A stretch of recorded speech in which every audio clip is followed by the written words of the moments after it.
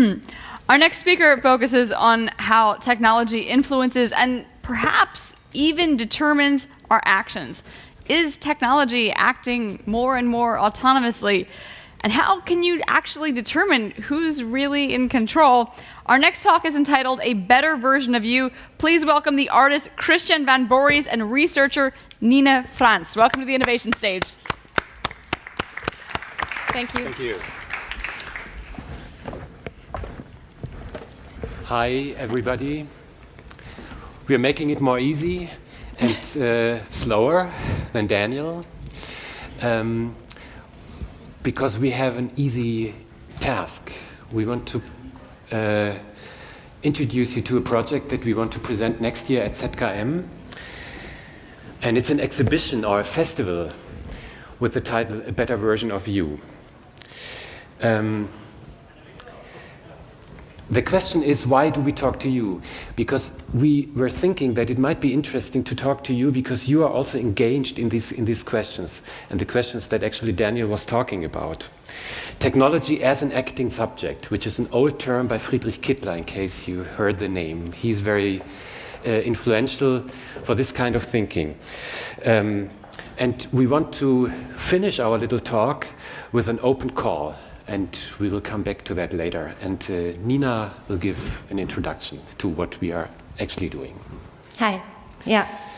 In our everyday lives and almost everything we do, our actions are based on technology. Technology is the condition of almost everything we do. How this technology works and what actually happens behind our mobile and computer screens is normally totally unclear to us. This is because contemporary technologies hide their complexities behind user-friendly interfaces.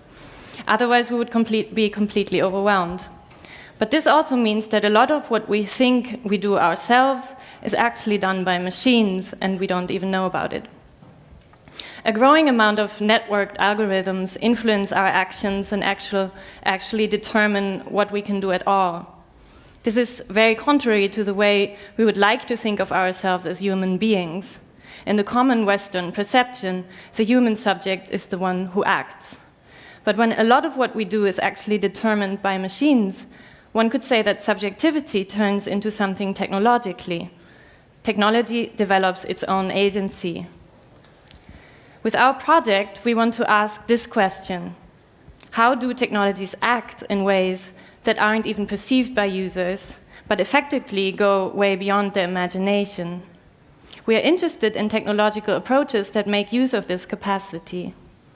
Surprisingly, we're finding such approaches in the tech world as well as in the art world. There's a type of art that enters a hybrid state between reflection and product development, and we're interested in precisely this unclear zone, when art resembles a technological product and technologies start to resemble art. We think that this is not just an issue of one mimicking the other, but that it says something about the role of technology and the production of technology as the condition for the most basic human experience. So we will give you some examples, and I will do the tech part, and Nina is doing the art part, because we have this impression, what Nina just described, that there is an overlapping, that sometimes you can't actually see, is it an art project, is it a technological development, or a product development. So the idea of this exhibition is that it's almost like a tech fair, that it almost looks like what we have seen today outside. And that it might be a product, it might be an art installation, it might be an artist's idea of a product that doesn't exist yet, or the development of a tech product that is not on the market yet. So I give you 3 examples. The first one is Google's project Abacus. You might have heard about it. What they say is, humans are not very good in remembering passwords. That's the example, which could also be applied to access to banking, to online banking. But humans are actually very good in being themselves. And so the question is, what does that mean? It means when an algorithm understands how we type, for example, or how we actually interact with our computer, with our mobile phone, how we talk, this might be so specific that it's much more specific than actually the fingerprint that is actually accessing our phone or our computer. This is called trust score. And so if the score can be trusted, it means without knowing us what the algorithms are, what the criteria are, there might be access allowed to us, but not to other people. So this is an example of technology actually working in the background without making it clear what is actually happening. One example. Next example, Spotify's weekly playlist, which is a personalized playlist created by algorithms that is supposed to surprise you on one hand. It should feel fresh and it should feel familiar at the same time. So you might get songs that you know already, or artists' songs that you know already, but there might be things in this playlist that you have never heard about, and you might actually love them. And so the question is, how does that work? Because they are not people, they are not musical experts that say, okay, this guy, Christiaan, with his playlist, this is the kind of music he wants. Okay, we dig through a catalog of other music. No, it's not like that, obviously. But so how does it actually work? There are 4 parameters that are important. One is that the software is analyzing the making of playlists of other real people that also use Spotify. That's one of the ways how that is done. The next one is something that's called Echo Nest, a software that's analyzing the description of emerging music styles. So this has much more to do with tag words that is connected to music that might be new. So that's not a software that is actually analyzing music itself. Another aspect is what is called collaborative filtering, which is something that we all know from ordering something at Amazon. You know, you order something and you get this line that is under your order. Customers who bought this were also interested in that. So this is another aspect. And the last one is the most complicated and the newest one, and probably the one that makes this playlist so successful.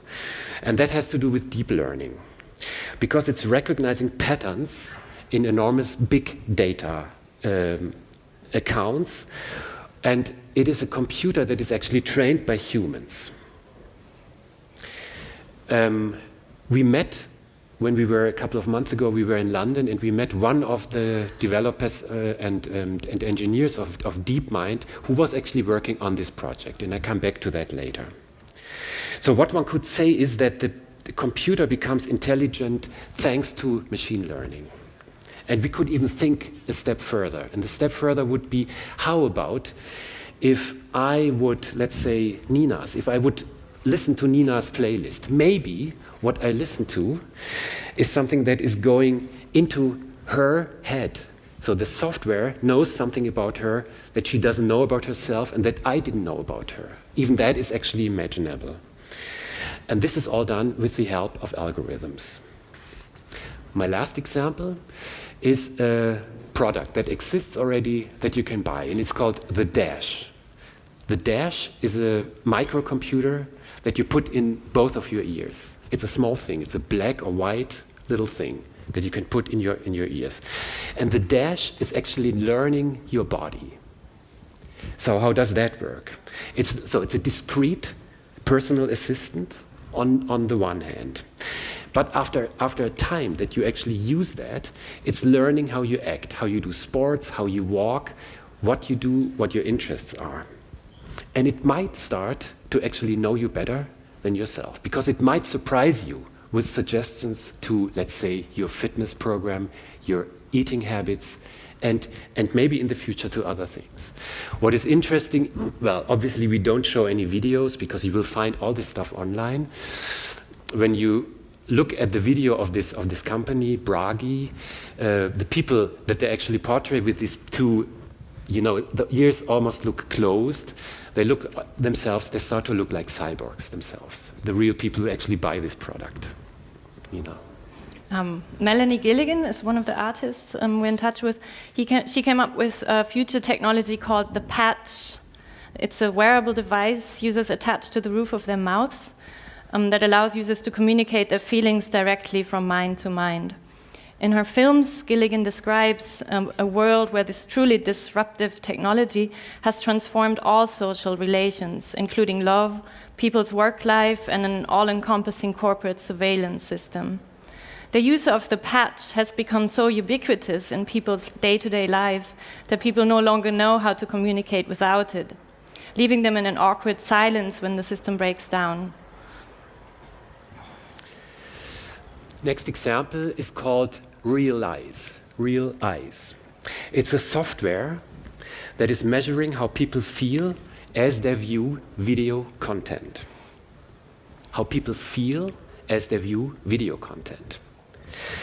And we might wonder how that works. So the webcam of your phone or your computer is switched on. And it's almost like a subconscious emotional response system. So the software can see in the moment while you watch a video, and this is actually referring to advertising, so videos that are advertising, how you react in the second by second to this software. And what they say, this advertising analyzing tool, they say the more people feel, the more they spend, which is probably true. And this is again something that is happening sort of in the background. And they call it emotional intelligence, done by computers, by algorithms. Another artist, Maya Kuhle, made a film where she describes the situation of an individual surrounded by screens and online profiles. Her protagonist perceives the world mainly through the interfaces of websites like GoFundMe and Airbnb. She's looking for a way to carve out the material existence from the multiple frames of her online identity, and it's not possible for her to actually feel or be anything outside of these settings anymore. Okay, and so the last example is a company that you have all heard of, DeepMind, which was acquired by Google some years ago, which is probably the world leading artificial intelligence developing company. And what's interesting about this company is that it's actually working without a specific goal. You heard that there were computer algorithms were beating players of this Asian game Go. You probably heard that in the media. But I think what they do, and we were talking to one developer, Sander Dilleman, which was very interesting. We met this guy in London. They don't know themselves yet what they are working on. What they say is they are trying to solve intelligence, which is something that was considered always something that is specifically human. So solve intelligence in the meaning of DeepMind means something else. And they say we use it to make the world a better place, which is this Californian ideology thing, obviously. But what does it mean? It's a private company. And they just created a new branch, which is called DeepMind Health. It's not clear yet what that means. Sander Dilleman, these are the people who are working on it. And what we do in this exhibition is we give these companies and these artists, we give them a space, which might be a setting like a trade show, which looks very similar to an art show, to an art fair. And so we were proposing and telling you about this project because we are interested in proposals of you, of people who are actually developing projects. And so we would say this is an open call. So we want you to contact us. We have an email address which is on the website of Code M, and the address is actingtech@gmail.com. So you can find us on Code N's website. Thanks for listening. Thank you. Thank you.